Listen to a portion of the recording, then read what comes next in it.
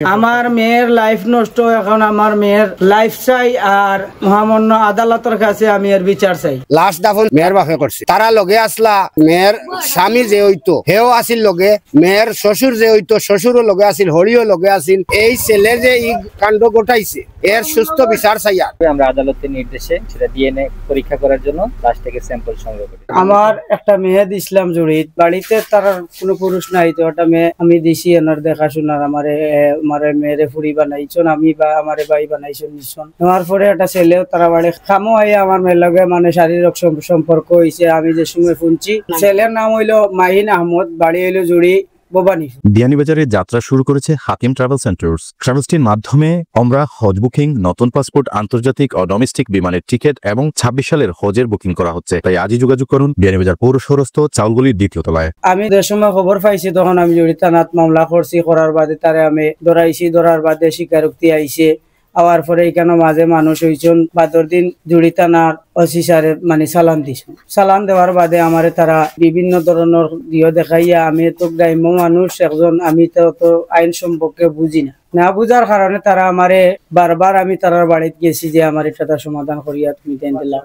তখন member chairman লইয়াও গেছি, সাবেক চেয়ারম্যান গৌসুদ্দিন ভাইকেও নিয়ে গেছিলাম। জামিন করার জন্য আমি ওই আফুসনামার স্বার্থে জামিন করছি। যিনি আফুসনামা হোক মাজর মানুষের কাছে যে আব্দুল কাইম যিনি এই পরিচালনা করছেন, যে তা সারা সম্পূর্ণ উনার কাছে। ওই জুড়ি তো উনারও আত্মীয়, এরা কাছে সবকিছু আছে। আর উনি মামলার সব দ্বারা দূরা এরা মানে করছে। আমি তো এটা বুঝি না, তারা আমার কইছে আমি যাইতাম আফুসনামা করতাম, তারা বার করার পরে বিয়া শাদী দিত আমার।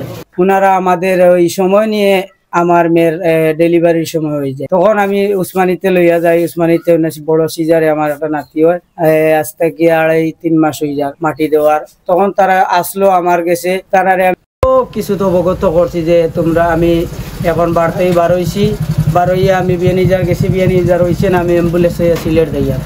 তখন আমি অন্ত অ্যাম্বুলেন্স 4,000 টাকা দিছে, সিলেট গেছি। 1 ঘন্টার ভিতরে গিয়ে আমি সিজার করাইছি।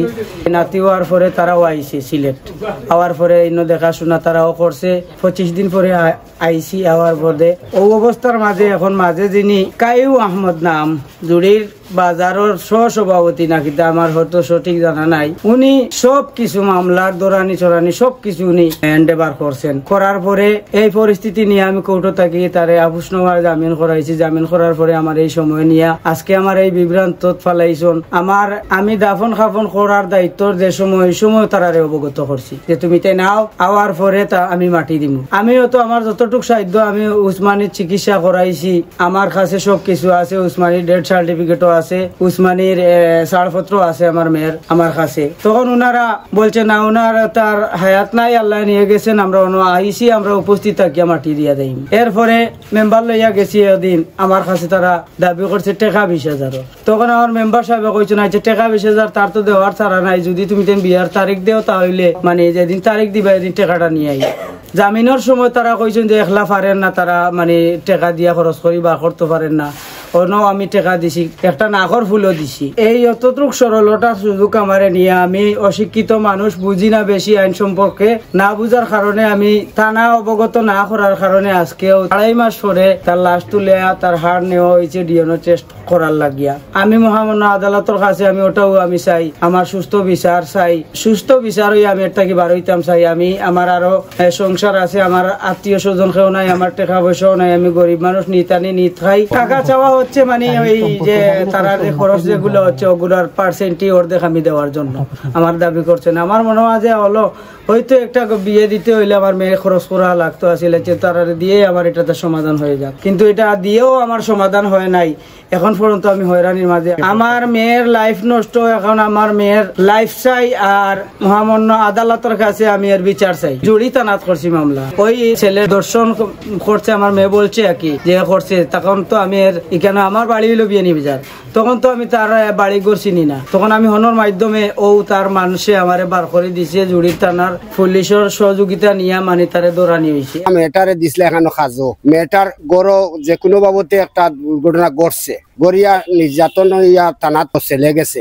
ছেলের গুরু তারা হইছেন যে আফুসে শেষ করবা কইয়া এগুলো শেষ করছেন না করিয়া মেয়ের গড় ছেলে হইছে ওইয়া দুর্গা ফোন করছেন আমারে জানাইছেন। মেয়ের বয়স 15 বছর এবং মেয়ের পরবর্তীতে বাচ্চা যে হইছে মাটি দিছেন বা আমারে জানাইছেন না।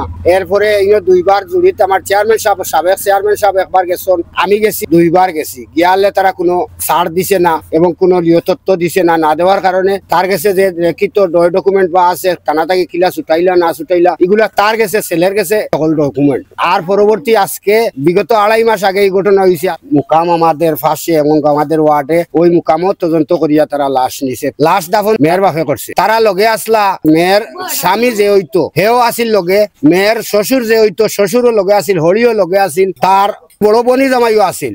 উনি বিএমপি কর্তা একটু প্রভাব খাটাইছেন, মানে আমি যে দুইবার গেছি দুইবার দেখছি তাই একটু প্রভাব খাটাইছেন, তারে ফাত্তা দিছেন না। একটা মেয়ে যে এই নির্যাতন করিয়া এই ছেলে যে এই কাণ্ড ঘটাইছে এর সুস্থ বিচার চাইয়া। নারী নির্যাতন মামলা ছিল জুরি থানায়, তো সেটার অংশ হিসেবে আমরা আদালতের নির্দেশে এখান থেকে কবর থেকে লাশ উত্তোলন করেছি এবং সেটা ডিএনএ পরীক্ষা করার জন্য লাশ থেকে স্যাম্পল সংগ্রহ করেছি। যতদূর জানা গেছে 2 দিনের নবজাতক একজন, তার লাশ আমরা সংগ্রহ করেছি। আনুমানিক 2 মাস পুরাতন একটা লাশ। আমার দায়িত্ব হচ্ছে জাস্ট আমি এখান থেকে লাশের স্যাম্পল কালেকশন করেছি, ওইটার ম্যাজিস্ট্রিয়াল ডিউটিতে আমি আসছি। ওইটা পরবর্তীতে আদালতের নির্দেশনা অনুযায়ী সেটা সংগ্রহ করা হবে।